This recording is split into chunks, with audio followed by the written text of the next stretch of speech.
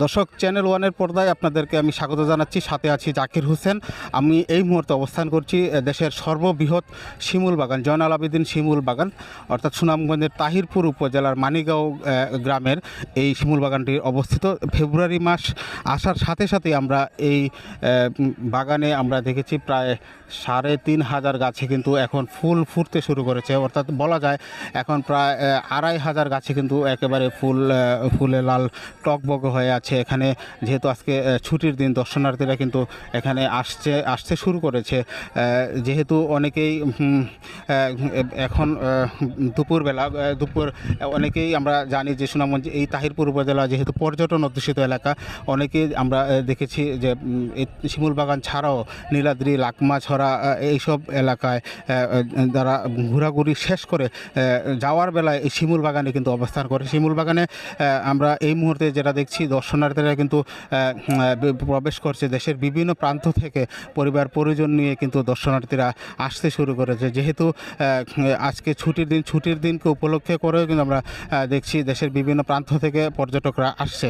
তবে এখানে একটা বিষয় আমরা যা অনেক দর্শনার্থীদের সাথে কথা বলেছি, তারা আমাদেরকে যেমনটা জানিয়েছেন যে শিমুল বাগানে আসতে, অর্থাৎ জেলা সদর থেকে আসতে যে সড়ক যোগাযোগ ব্যবস্থা, সেই সড়ক যোগাযোগ ব্যবস্থাটা তেমন একটু ভালো না, যার ফলে মানুষের অনেকটাই ভোগান্তি পোহাতে হচ্ছে। তো যদিও সড়ক যোগাযোগ ব্যবস্থা খুব একটা ভালো না, তারপরও আমরা দেখেছি তারা এখানে যারাই আসছে তারা এসে আসলে এই শিমুল বাগানের সৌন্দর্য দেখে অনেকেই তাদের যে কষ্ট হচ্ছে, সেই কষ্টটা কিন্তু অনেকেই বলছেন তাদের এই কষ্ট লাঘব হয়ে গেছে, এমনটাই আমাদেরকে জানাচ্ছেন। তো যদি সংশ্লিষ্টরা, অর্থাৎ গত বেশ কয়েক বছর যাবতে আমরা এই সড়কের বেহাল দশা আমরা দেখছি, যদি সংশ্লিষ্টরা এই সড়কটা দ্রুত সংস্কার করে দেয় তাহলে হয়তো বা দর্শনার্থীর সংখ্যা আরও বাড়বে এবং সুনামগঞ্জ যে পর্যটন অধ্যুষিত এলাকা, পর্যটন আরও বিকশিত হবে এবং পর্যটন সমৃদ্ধ হবে। আমরা এখানকার যে বাগান মালিকের সাথেও কথা বলেছিলাম, তিনি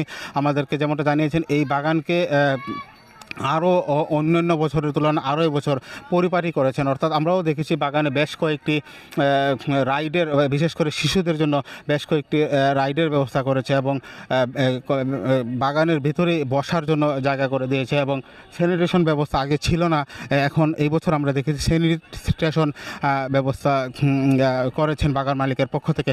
তো আমরা বলতে পারি যেহেতু এখনও পহেলা ফাল্গুন আসে নাই, অর্থাৎ 14 তারিখ পহেলা ফাল্গুন, আমরা প্রতি বছরই দেখি পয়লা ফাল্গুন কিন্তু ফুল ফুটে। এবছর একটু আগে মানে ফেব্রুয়ারির শুরুতেই কিন্তু পুরো বাগান একেবারে লাল টকবক হয়ে গেছে এবং এই খবর পেয়ে কিন্তু অনেকেই আসছে এবং অনেকেই হয়তো জানে না যে শিমুল বাগানে ফুল ফুটেছে কিনা। আমরা চ্যানেল ওয়ানের মাধ্যমে আপনার দেশবাসীর কাছে জানাতে চাচ্ছি এটাই, যে শিমুল বাগানে এই মুহূর্তে একেবারে পুরো বাগান একেবারে লাল গালিচায় হয়ে গেছে বলা যায়। তো সার্বিকভাবে আমরা একতাই বলতে পারি যে শিমুল বাগানে কিন্তু এই মুহূর্তে একেবারে রক্তিম আভা পরিণত হয়েছে। যারাই আমরা চ্যানেল ওয়ানের মাধ্যমে আপনারা যারাই দেখছেন শিমুল বাগানের যে বর্তমান যে পরিস্থিতি, অর্থাৎ যে পুরো বাগান একেবারে লাল গালিচা হয়ে গেছে, যারা দেশের বিভিন্ন প্রান্ত থেকে আসতে যাচ্ছেন তারা চাইলেই এখনই সময় আসতে পারবেন। তবে অনেকেই আমাদের কাছে জানতে চাইছে যে এই কতদিন এই ফুল থাকবে। এই ফুলটা আপনাদের চ্যানেল ওয়ানের দর্শকদেরকে আমরা এই কথাটা জানাতে পারি যে পুরো ফেব্রুয়ারি মাস পর্যন্তই কিন্তু ফুল থাকবে।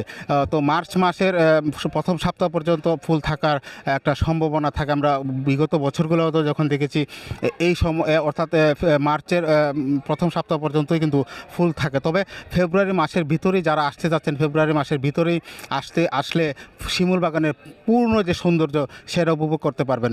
এতক্ষণ চ্যানেল ওয়ানের সাথে থাকার জন্য ধন্যবাদ সবাইকে।